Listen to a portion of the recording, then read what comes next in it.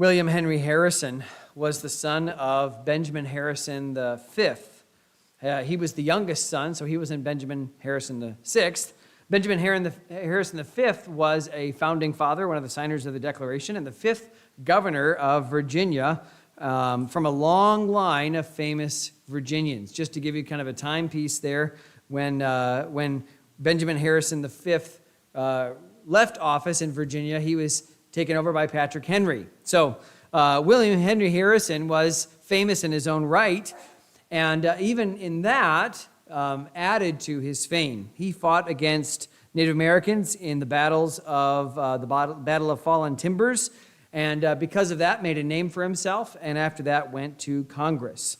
William Henry Harrison was the first governor of the Indiana Territory, yay, and led his soldiers against Chief Tecumseh at the Battle of Tippecanoe, where he even further made a name for himself. During the War of 1812, he defeated the British and natives at the Battle of Thames, one of the only real bright spots in the War of 1812, where the Americans did well.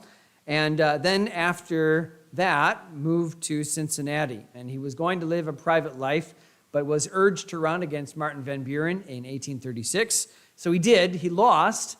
But in 1840, since Martin Van Buren was doing so poorly, he ran against him again and won. It was raining on Inauguration Day on March 4th, 1840, and William Henry Harrison walked to his inauguration without any kind of raincoat or protection, and began his inaugural address this way: "Called from a retirement which I had supposed was to continue for the residue of my life, to fill the chief executive office of this great and free nation, I appear before you, fellow citizens, to take the oaths which the Constitution prescribes as a necessary qualification for the performance of its duties, and in obedience to a custom coeval with our government, and what I believe to be your expectations, I proceed to present to you a summary of the principles which will govern me in the discharge of the duties which I shall be called upon to perform." That's how he started his inaugural address, and went on for 2 hours in the rain. Well, the busy schedule of becoming president, really for the first week there, wore him down. He took a walk about a week later, and for different reasons became very sick. He wasn't used to the water coming out of the Potomac. That's what most scholars think.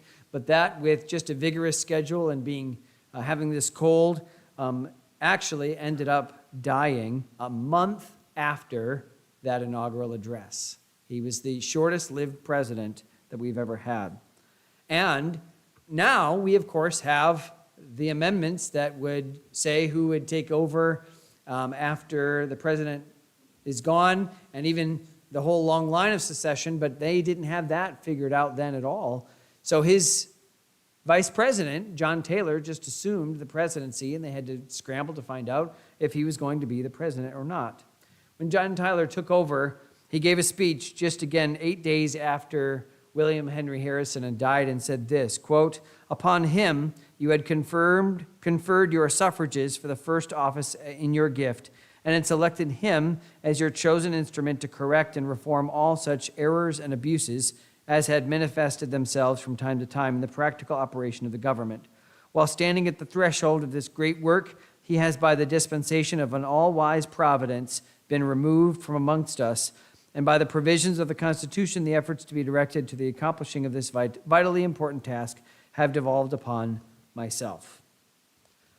Death brings a mixture of emotions, especially when I think back at the funerals that I've done, and I've done a lot of them. In fact, if you Google my name, most of the time it'll come up will be because of a funeral that I've done, and where I'm the officiant. I did one just not very long ago of a man that I knew, and when he died, there was a mix with the family and myself, because he was a friend, and people that were there, a mix of relief. The person had had some addictions and didn't die from those, but tried his whole life to try to get rid of those, and couldn't, and died before he got real freedom. And so there was a mix of relief but also just sort of dismay that he never kicked it, Conversely, when I went to Jeannie Pritchard's funeral, it was one of joy, and I could speak pretty lightly and make some jokes and be pretty free, because Jeannie lived a wonderful life for the Lord, and it was a graduation ceremony more than anything, just to be able to say, we are so blessed to have known Jeannie, and we're so glad that we'll see her again one day, and she is with the Lord, and we're happy for her and sad for us. But that was a different sort of funeral. Maybe for you, you've had some funerals where there's been a mixture of emotions, where maybe it's not just all sad, where there's been some just conflicting things that have happened. Maybe some siblings or a parent, a friend, any kind of complicated relationship that brings a lot of thoughts about how you felt about the person. 2 Samuel chapter 1 has a rare, what we could call funeral service, a eulogy for the dead. Now, David hears about Saul's death while he's back in burned out Ziklag. And it could have been a moment of triumph for him. So David has been on the run from Saul. He and his men haven't been able to go to Israel. In fact, because of all that, he was almost forced to fight alongside the Philistines. Because of God's intervention and everything, he didn't have to. But now that Saul is dead, David could think to himself, this is great. I don't have to be on the run anymore. We're not fugitives. God gave justice to Saul. He wasn't doing the right thing, and I'd put it in God's hands, and God finally came down and got him, and God proved that I was right and he was wrong. He could have had that attitude. He could have said, hey, now that's the final obstacle to me being king. I guess I'll just march to Gibeah and take the crown, and in fact, I have it right here. We'll look at that in a moment. But there's nothing standing in my way. I can finally be king. And David could have done that. But instead, David reacts in a way that can instruct us about our complicated relationships with others. You have those. You will have those. You have had those, and you've learned some of these things. So what principles can we learn when there's a complicated relationship that ends? How do we feel about conflicted relationships, and how do we do it without sinning, right? How can we be in a world where we aren't getting along with people, or where we're maybe even regretfully thankful that the person is gone? And how do we deal with that as believers? So let me give you some principles from this chapter in 2 Samuel chapter 1. First of all, let me say that it is right to honor an office while rebuffing the person who's holding it. You don't have to get along with the person who's in the office, but there are offices that God has set up and expects us to honor. Now, how does David hear of Saul's death? He hears about it from an Amalekite. Let's read verse 1 of 2 Samuel chapter 1. Now it came to pass after the death of Saul, when David was returned from the slaughter of the Amalekites, and David had abode 2 days in Ziklag. So timing's a little funny. It took them 3 days to get there, 3 days back. They had to chase the Amalekites. Now they're back. So it's been, let's say, maybe about a week. Somewhere within that week, a short time, Saul has been killed by the Philistines, and word is kind of trickling out. But this Amalekite probably is the first to tell David what's happened. Verse 2. It came to pass on the third day that, behold, a man came out of the camp from Saul with his clothes rent and earth upon his head. He's mourning. That means things didn't go well. And so it was, when he came to David, that he fell to the earth and did obeisance. And David said unto him, From whence comest thou? And he said unto him, Out of the camp of Israel am I escaped. And David said unto him, How went the matter? I pray thee, tell me. And he answered, That the people are fled from the battle, and many of the people also are fallen and dead, and Saul and Jonathan his son are dead also. Now, just because this guy comes out and says, oh yeah, I was at the battle, doesn't mean anything. He could have been mistaken, and David marches back into Israel and finds out, no, Saul's not dead.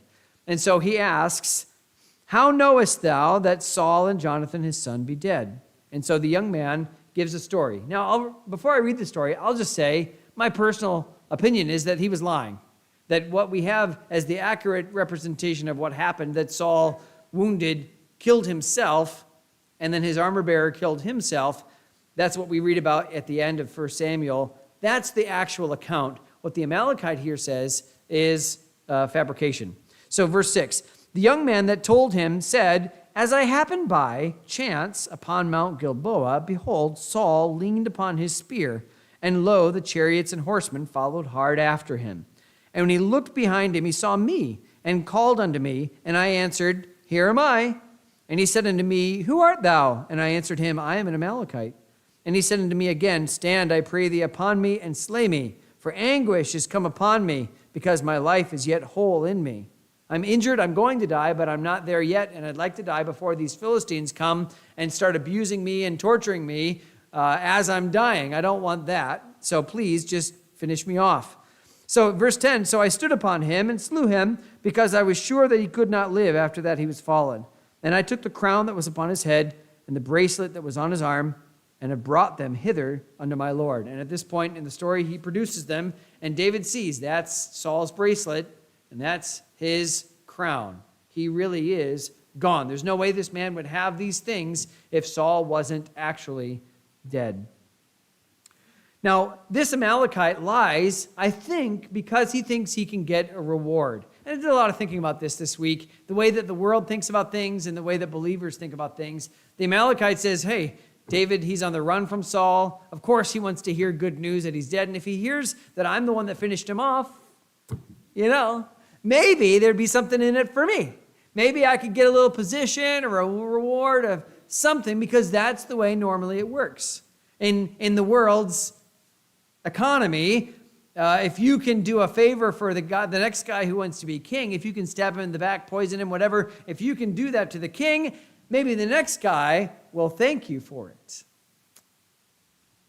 Maybe he thought that. We don't know. But David instead chided him and had him executed. Verse 11. Then David took hold of his clothes and rent them, and likewise all the men that were with him, and they mourned and wept and fasted until even for Saul and for Jonathan his son and for the people of the Lord and for the house of Israel, because they were fallen by the sword. And David said unto the young man that told him, whence art thou? And he answered, I am a son of a stranger, an Amalekite. And David said unto him, how wast thou not afraid to stretch forth thine hand to destroy the Lord's anointed? And David called one of the young men and said, go near and fall upon him. And he smote him that he died. And David said unto him, thy blood be upon thy head, for thy mouth have testified against thee, saying, I have slain the Lord's anointed. Now that's not what he said. He said, Saul was dying, and so I killed him. But David, in his mind, says, you dare to touch the Lord's anointed. God anointed Saul, and you think you can just come upon him and kill him? Even if he was dying, that was the wrong thing to do. God has instituted offices that we are called to submit to and honor. And we all recognize that not everybody that inhabits those offices are worthy of that honor. Parents aren't perfect. They treat us in the wrong way. They don't lead well. They make it sometimes about them. They take advantage of us in a wrong way. And as you think about your own parents, maybe that's true for them, that they just weren't what they needed to be. And yet God calls us to honor our father and mother. Maybe you have an employer who's harsh, and they haven't treated you fairly. They've expected too much, and they've paid you too little. They've asked and asked, but not given very much. They've undercut you. They've made it a hostile working environment, and you're still there because maybe you can't find another job, or because you feel like that's where God has you, and God calls us to submit to our employers. There are leaders in government, and I don't need to tell you this, that are corrupted, that are self-interested, and that are unjust. To hear their proposals of what they want to do is enough to say, well, that's exactly the opposite of what I want in this country. And whether they have a lot of people saying, yes, this is a good idea, or what's more likely, just a few people that are saying this is what we should do, we don't like that. And yet we are called to submit to those in authority and to not speak evil of dignities. Now again, God knows all of this. He knows the role that your parents have played, employers, government officials. He knows all this, and he does not make exceptions for us to submit and honor to them. Paul calls us to submit to government entities in Romans 13, verses 1 and 2. Let every soul be subject unto the higher powers, for there is no power but of God. The powers that be are ordained of God. Whosoever therefore resisteth the power, resisteth the ordinance of God, and they that resist shall receive to themselves damnation. Paul is talking about Rome. Even though Paul was a Roman citizen, he didn't get a vote in who was the next Caesar. Nobody did. Maybe the senators had some influence, but I think because in America we think of our government leaders as sort of being elected by us because they're sort of still part of kind of us. You know, we tend to like Congress people and presidents who can identify with our everyday life, and so I think because it gives us an understanding of, well, we still have some power over this person, and that's true in America. For the most part, isn't it true? I mean, in the last election, there was 150 million people that voted. You know what that means? There's 150 million people who didn't vote. You know, there's a lot more power in a voting bloc than we think. And we think in those terms, and so we think because we have a say in the government that we are free to criticize unfairly or unchristianly, in an ungodly sort of way, and not submit to the authorities that were there. This was really tested during COVID, wasn't it? We're like, where's this line between, all right, this is what I'm being told to do, and yet this is unjust, and there is something where I am not going to submit to unjust laws. What I'm saying to you is that there is an office that God calls us to submit to, and it's not always an easy thing to do. Peter instructed us to obey our employers, and he says, yes, even the wicked ones. He says in 1 Peter 2:18, servants, be subject to your masters with all fear, not only to the good and gentle, but also to the froward. Now again, you say, well, that's in the context of a slave-master relationship. Yes, and how much more when you as a Christian in a New Testament context are in a position where you are an employer, an employee of someone. How much more are we to submit in that way? Right? You had to submit before, but now as an employee, you are called to submit as well. Children are called to honor their parents with no caveats.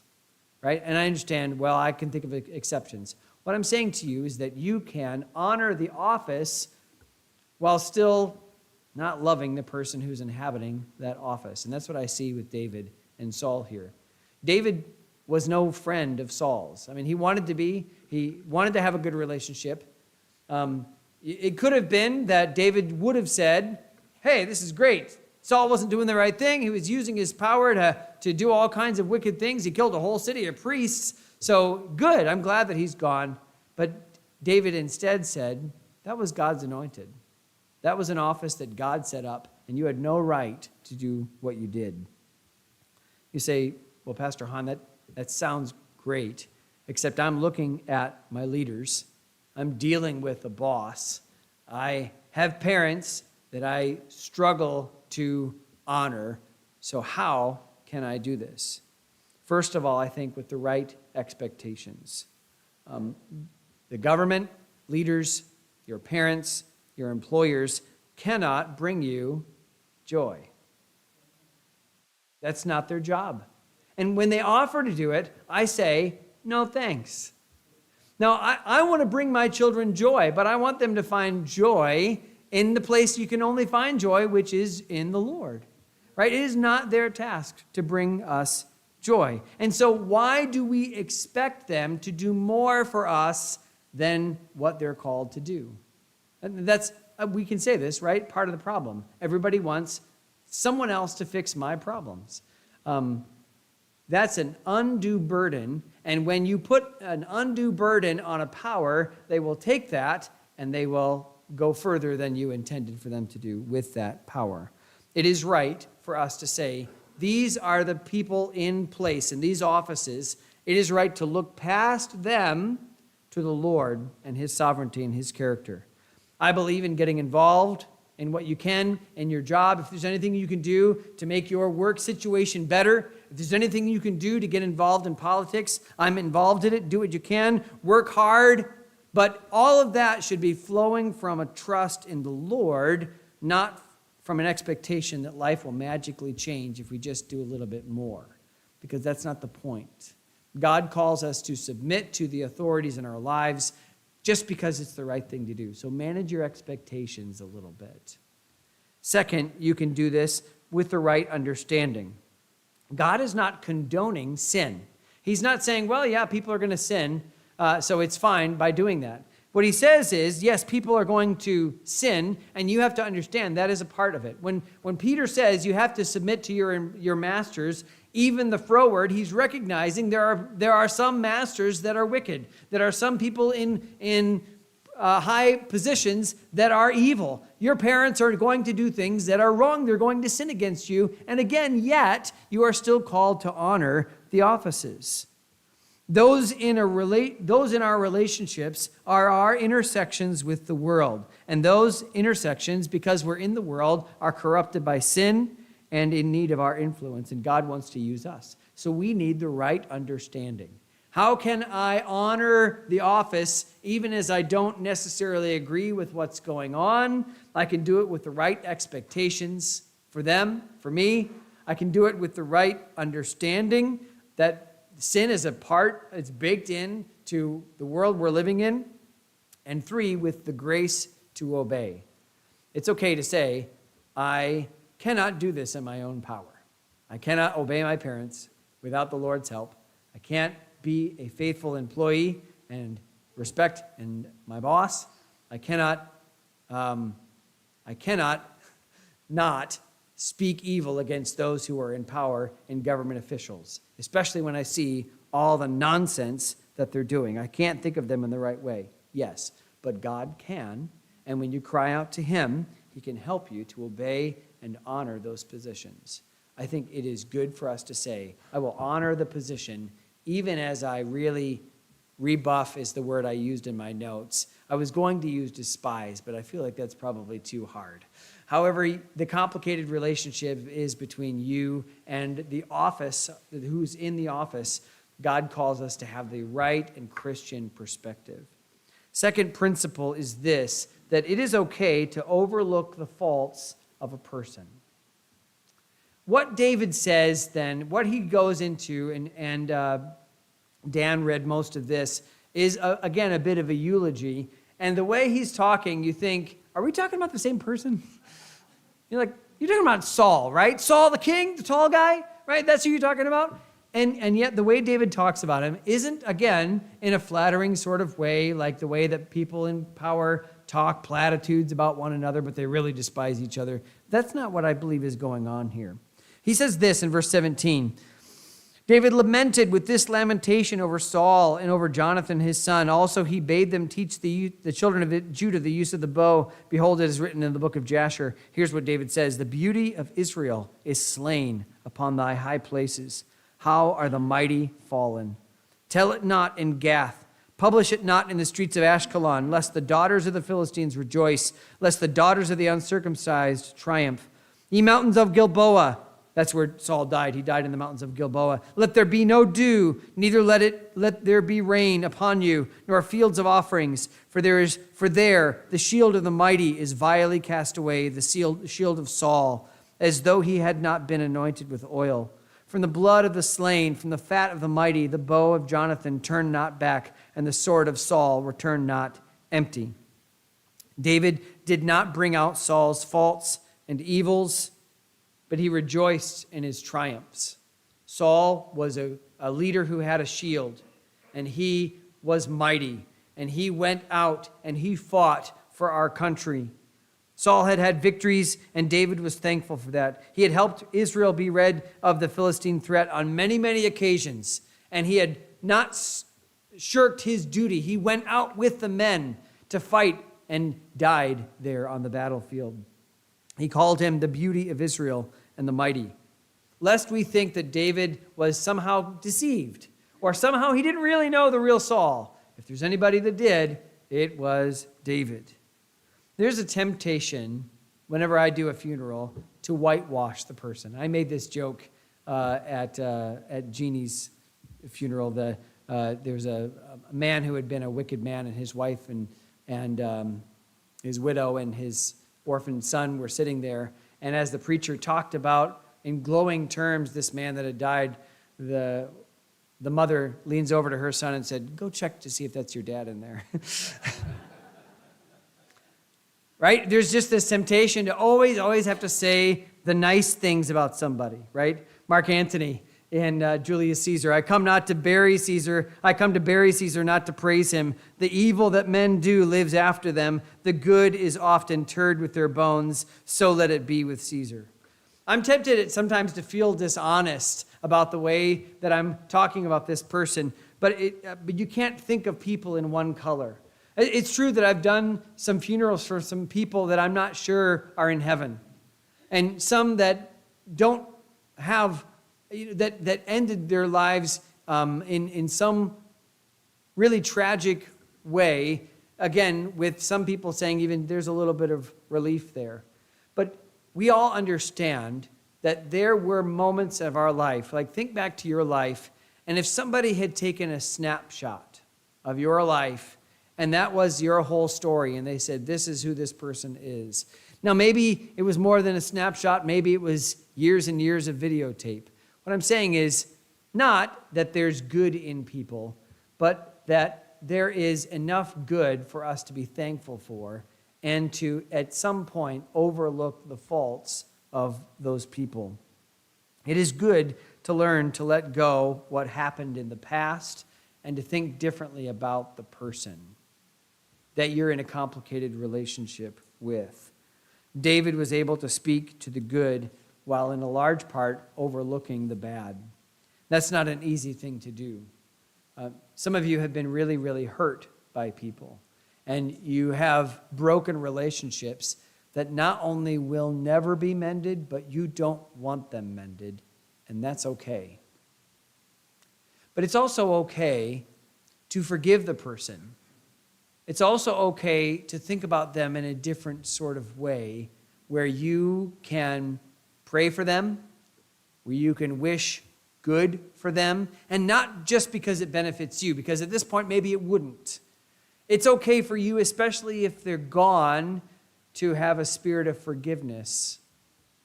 A parent who abused you, someone who betrayed you in the past, and they're no longer here, and you can't go talk to them, and you can't ask for their forgiveness. And maybe if they were alive, they would give it, but maybe they wouldn't. And you still have an opportunity to forgive and to look past those things. You say, I just don't think that I can do that. I can't help but be upset by, again, politicians, and be angry at former bosses, and be hurt by a spouse, a parent, a family member. It hurts too much for me just to say, I'm done. But let me give you some principles even for that. First of all, you can, by the right perspective, acknowledging God's sovereignty. We talked about this in Family Sunday School this morning, but Joseph, at the end of his life, didn't say to when his brothers came and they said, hey, dear old dad said that you should forgive us. Joseph was already there. He said, listen, I know that you meant this for evil all those many years ago, and it had been many, many years by that point. He said, I know that you meant it for evil. You had hoped maybe that I was going to die in slavery, but let's just both thank God that he allowed you to do this, because if it hadn't been for God's sovereignty and your actions, we wouldn't be here today, and I wouldn't have been able to save your life. That is a perspective that's not very easy to be able to say, right? You don't know what kind of life you would have had with different parents, right? You don't know what kind of choices could have been made had you had a better boss at this point in your life. Thinking back to our nation, what kind of nation would we have had if the 2008 election had gone differently, or the 2004 election had gone differently, right? We just say God is sovereign, he is in control, and not to brush it off, but to have the perspective of, all I know is that God is good and that he intends good for me. So whatever has happened, God meant it for good in my life. He knew it would all happen, and he intended to build me even over top the sins of others to bring me to the point I am now. Now, my job is just to not waste those things that have happened to me in bitterness and anger and hurting others because I was hurt. I cannot waste these trials on sin. So my perspective is that I'm going to maybe lament those things, but thank God for them. I can with the right perspective. God can use it in writing your story, and he wants you to trust him. One of the songs that we sing in the hymnal is There Is a Fountain. It's written by a man named William Cowper, but he also wrote a song called God Moves in a Mysterious Way, and it goes in part like this. Ye fearful saints, fresh courage take. The clouds ye so much dread are big with mercy and shall break in blessings on your head. Judge not the Lord by feeble sense, but trust him for his grace. Behind a frowning providence, he hides a smiling face. His purposes will ripen fast, unfolding every hour. The bud may have a bitter taste, but sweet will be the flower. Blind unbelief is sure to err and scan his work in vain. God is his own interpreter, and he will make it plain. I can do this with the right perspective. I can overlook the faults of others with the spirit of forgiveness. To forgive is to overlook, to act as if it didn't happen. You're going to be offended in this life. You're going to be sinned against. And let's be honest, you've also sinned against others. And when you've gone to those people to ask them for forgiveness, and I hope you have, you're hoping that they have the spirit of, I have already in my heart forgiven you. Thus, knowing how good that feels and knowing that that's the right thing, we ought to carry that attitude with us as well. To be able to say, I will not act on this in a wrong way. I will take the good of what has happened to me, even in this sin against me, and I will leave the hurt behind. I believe what David did was to say this: I'm thankful for King Saul. I learned so much in his kingdom. And when I was in his court, he took me into battle and he gave me an opportunity. And he was a good man. And I'm so sorry that an evil spirit came upon him. But all those things that he did wrong can be forgiven and overlooked. And I'll take the good that God used in my life. Even in his sin, I'll take the good that came into my life and thank God for that. You can also have this perspective, this attitude, with a desire to overcome bitterness. When we've been sinned against, when we have a complicated relationship with somebody like David did with Saul, there's always this temptation to bitterness and to let that fester and to say, this person, they've done me so wrong that I'm never going to be better, I'm never going to be different, and this is just the way, and I have the right to hang on to this forever. And it may be that you have, in America, a right to be bitter. There's all kinds of rights that people say we have in America that we just don't have or just aren't the right things to have. You cannot hold your offenses forever, especially when the person is gone, and you cannot ask them for forgiveness. But you can ask God to help you come to a point of acceptance. The danger is that if we let bitterness set in, it will eat at us, not the other person. I had to come to this point. I've had periods of bitterness in my life where it's been very easy for me to hold a grudge. I mean, it's like it's not, I'm not holding a grudge. It's just the grudge is glued to me. I don't have to grab it that hard. It's just with me all the time. You know, there are certain people that when I think about them, there's just this pain, and I just think, oh, God, I hope that you do something about that. And I realized at some point that was in my own heart, and I realized the danger of that. Because what Hebrews says is that bitterness is like an infestation that will start to eat at me, and others will be defiled, not generally the person that I'm bitter at. You're bitter at somebody else, that somebody did something. You know who's feeling the effects of it? Not that person, but the people that are around you, the people that love you. For parents, your kids. For wherever you are, your friends, your family, they all see that, and you could defile others and give them the wrong perspective.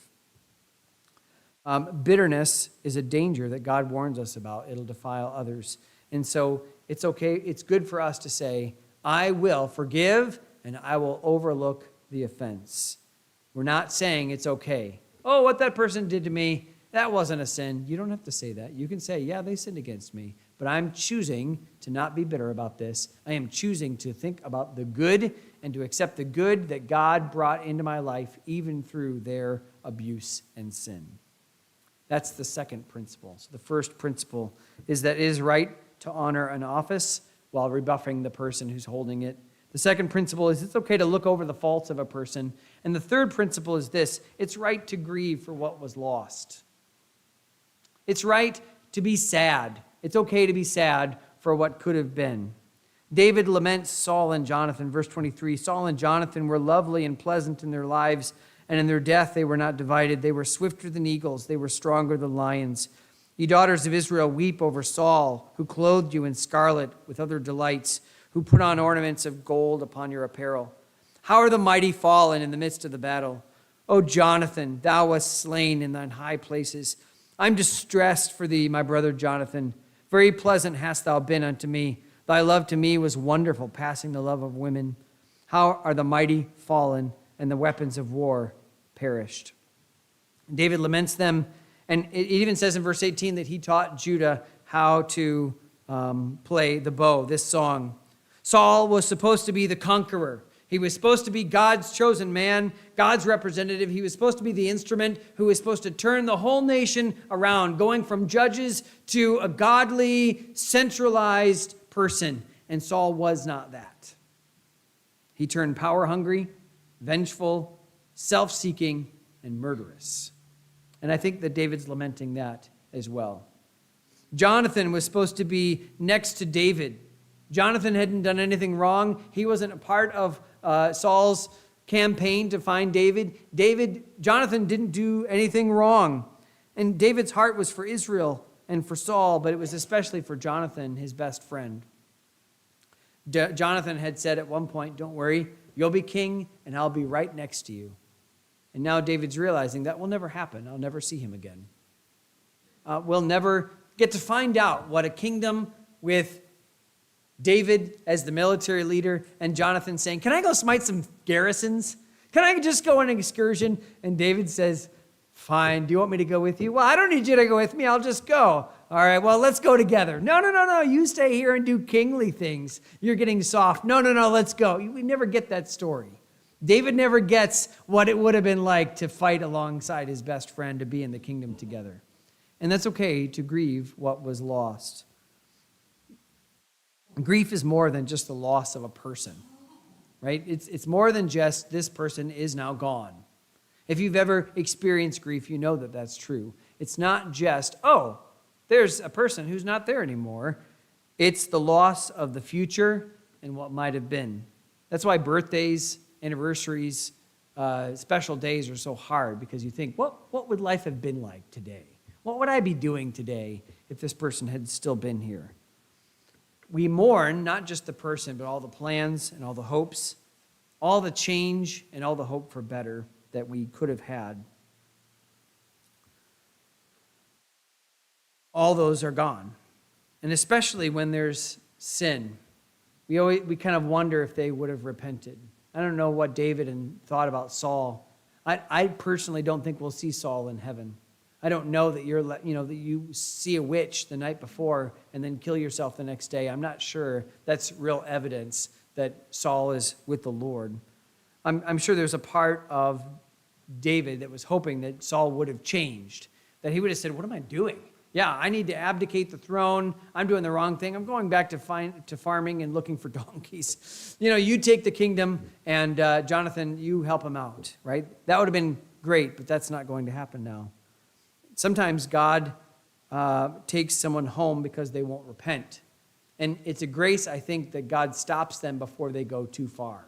One of his, because the Bible talks about that whenever we have the Lord's table together. We always read that where he says, many of you are falling asleep because you're not doing the right thing, especially in the context of taking the Lord's Supper worthily. He says, some of you God's had to take home because you're not doing the right thing. Some he takes regardless of their repentance. And some he gives, and to everybody, he gives ample opportunities to make things right. And there's always that question, did they?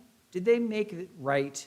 You want there to be some kind of deathbed, I'm sorry I did this, I shouldn't have. If I had it to do all over again, I would have done it differently. But you always kind of wonder, and it's okay to grieve when the person is lost. When we mourn, we lament that things weren't different. It's okay to mourn and say, my parents weren't what they should have been, what I'd hoped for, what I would have wanted. You can take that and channel it into being a better parent for your children and your grandchildren. Parents, it's hard to think about a boss, a spouse, a friend who died when they were angry with you because it leaves you unfulfilled. You can mourn that. It's okay to say, I really wish that had been different. So what do we take from the loss of others? Gratitude, first of all, for their peace in our lives. I'm thankful that God gave them to me so that I could learn what I needed to learn. What you have been shaped by the good that God has done, the good that God has done to you in others. You've also been shaped by the sins that other people have done to you. And that's okay. You can thank God for the way that he, in wisdom, has used all of that for good. You can thank God for his wisdom in leading you. You can be thankful for even the contribution. The sermon is called The Death of a Soldier, and this is, again, it's interesting that one of the only funerals in the Bible is about a soldier that died in battle. We can be thankful for the contributions that have been made on our behalf, even for people that we'll never meet. We also can take from the loss of others perspective for what God has done for us. David had anticipated in 1 Samuel 26 that this would happen. Remember, he said to Abishai, no, we're not going to kill him. His day will come. He'll fall in battle or something will happen to him. So David anticipated that this happened, and God now paved the way. In Psalm 90, verse 12, then, that teaches us. He says, teach us to number our days that we may apply our hearts unto wisdom.